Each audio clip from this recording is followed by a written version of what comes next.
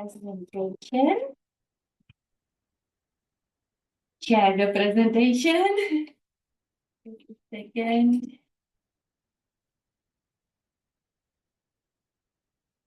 Share the done. Excellent. So the first speaker and of this lovely session, I have to say it again, is Dr. Emilia Telese, and she will present her work, which is called Dust Forest. And the floor is yours, and thank you for being here with us. Thank you, Pavla, and thanks for inviting me again to this beautiful workshop. I'm really happy to be here. The paper I'm presenting is to accompany the artwork that you see behind you, which is Dust Forest. These are only 5 of about 20 of these trees that I made here in Reykjavik in my printmaking studio at the Association of Icelandic Printmakers, HLD. This work is a result of, it's the third element of my collaboration with Pavla to work with dust as an ink, as a pigment source. My particular type of art is composed of a number of things. One is installation, performance, and printmaking. And many times I do all 3 at the same time, sometimes less. But it's usually to do with the idea of memory and personal mythologies that we create in our lives, together with concern for the environment. One of the things that I found when I moved to Iceland 7 years ago was that it's impossible to be an artist in Iceland and not work with the environment, because you see it all around you. So this paper that I'm presenting today is about this particular work, Dust Forest, and was originally published for the peer-reviewed Journal of Printmaking Impact in January 2026. So I'm just back from the presentation of this particular paper at the symposium of paper from Impact magazine at the University of the West of England in Bristol. I'm the second person today associated with Loughborough University after Alex. So that's where I did my PhD. We'll remember that in the alumni newsletter. Anyway, so this body of work has to do with my heritage family ties that are from a paper maker's family. My family used to make paper on the Amalfi Coast. There was an area of the Amalfi Coast that was full of paper mills called the Valley of the Mills, and it was around a river. And my family, for many generations since the 19th century, made paper. So I studied this, the relationship between dust, paper, and personal memories, and the idea of paper as a receptacle of memory, and in particular tertiary memory, to define it from Bernard Stiegler's definition.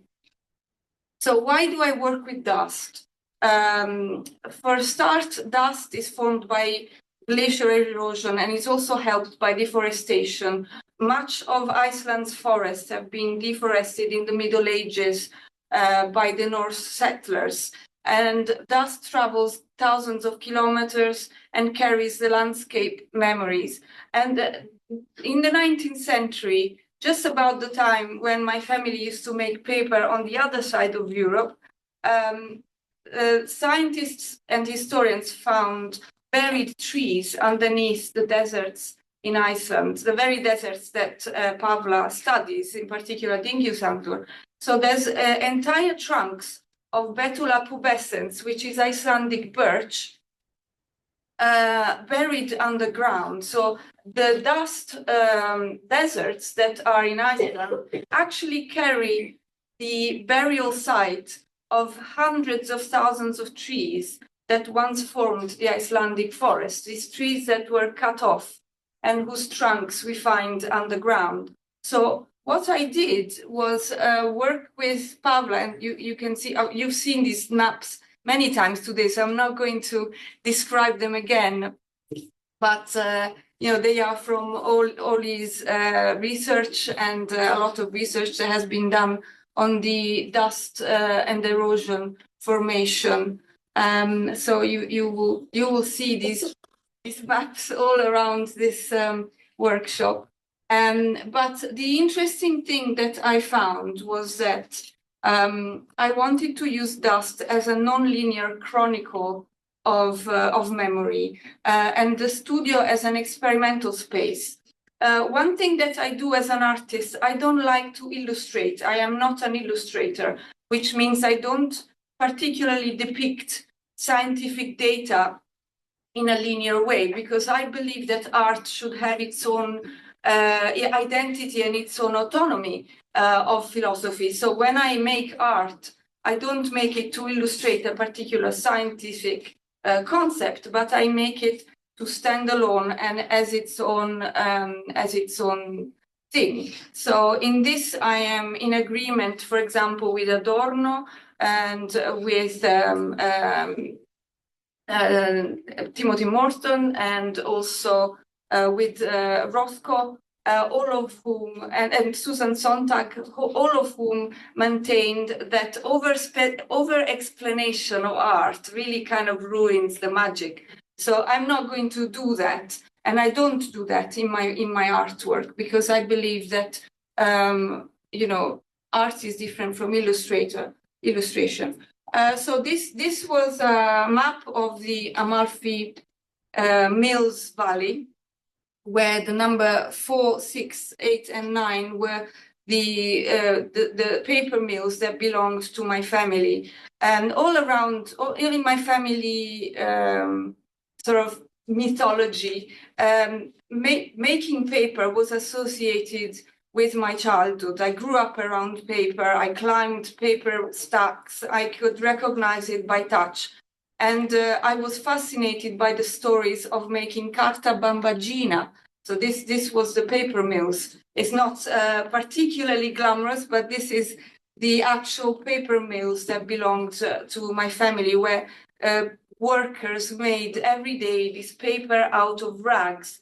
So it was a recycling cycle where you would take rags of cotton from people's houses. So there would be someone buying off rags of fabric from, housewives, house husbands, people, anyone. So in my thoughts as a child, this paper was made out of memories, because it was made out of, for example, children clothes or tablecloths or curtains, or things that were part of a domestic life that would then be turned into paper. So in a way, paper became, in my thoughts, a receptacle of memory.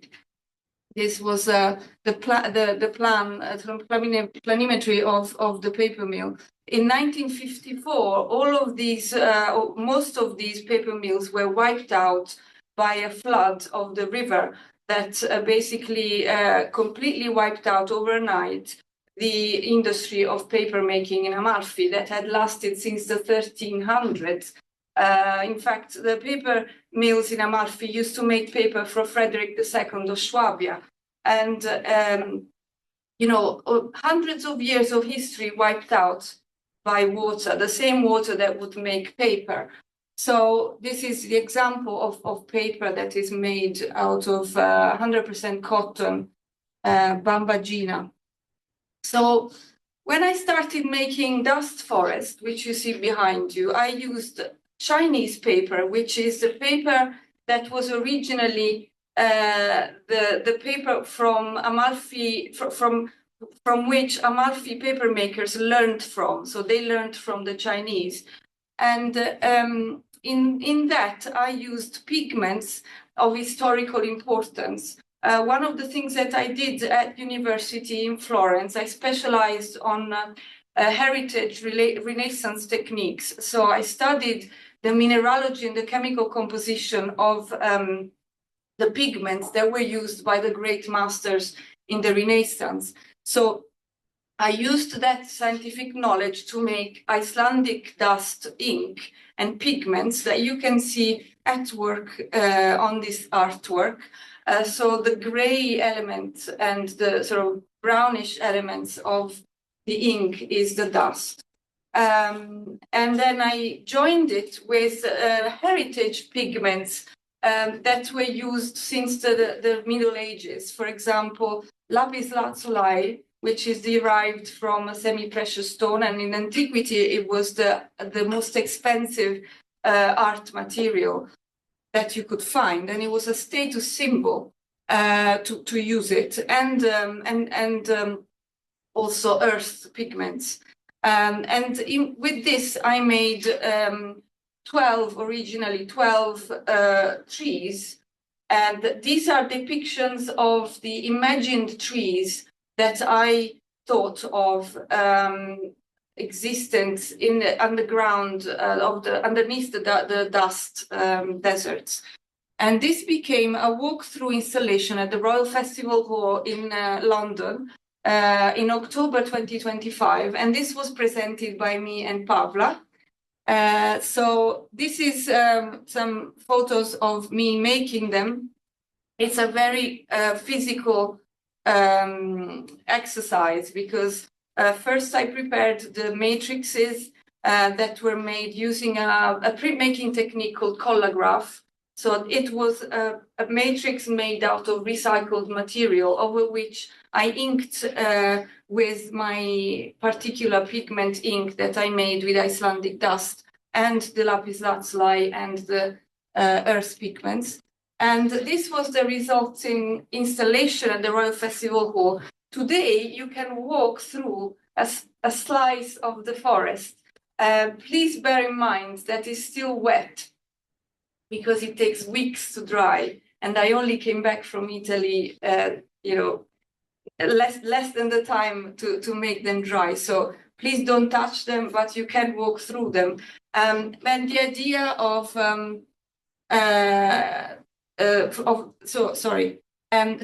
this was the idea of walking through a ghost forest. That was the forest that is underneath Iceland's dust deserts. So accompanying that was a series of 6 much heavier prints that are not here today because they're still in London, made of heavy 100% cotton paper, similar to the closest to the paper that was made by my ancestor, in a musical structure that evoked the tempos of a suite, of a musical suite, so a symphonic suite. So this is another photo of me making them.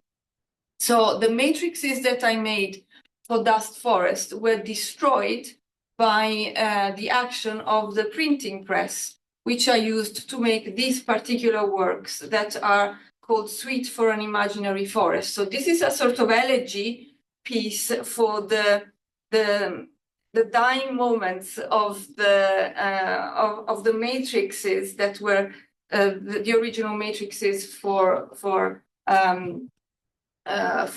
Dust Forest.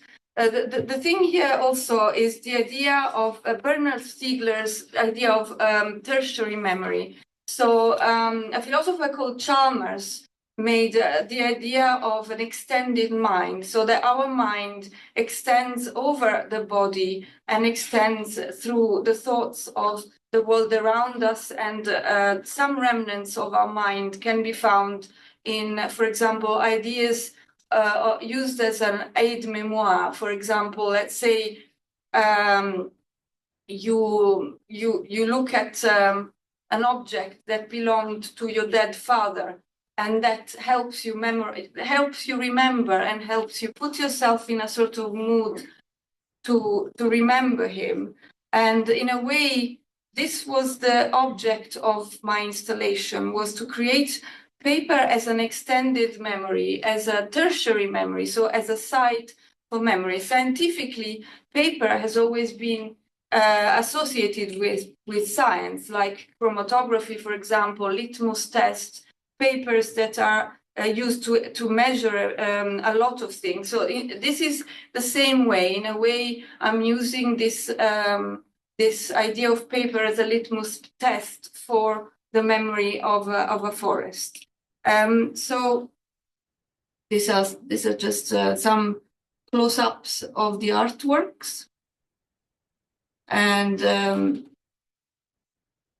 some further close-ups, and the rustling that you will hear when you walk through dust forest is also part of the installation, because it creates a noise, and it creates a way to remember this forest that doesn't exist anymore. So thanks for that.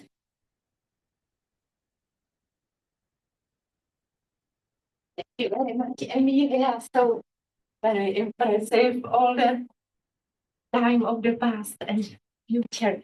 Are there any questions for Emilia in the room? Maybe Melissa, I will bring you the box because that's too fast.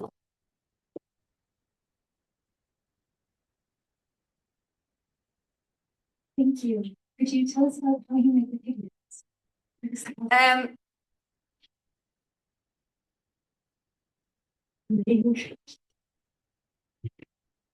This is a question that I get all the time and that I never answer, because I don't think that's the relevance of the work is in how I make it, because I would risk devaluing the work that I do by reducing it to a recipe. So I'm not going to answer that, but it's a traditional way of making pigments that has been used since the 16th century, and you know, it doesn't really matter how I did it, but it's possible. But thanks for the question. Are there any more questions in the room? Thank you. And online, if anybody wants to ask, please raise your hand. Okay, so I guess no. So we will take the walk through the exhibition just without you, but if you have any questions online, please contact Emilia through the given contacts in the program. Thank you.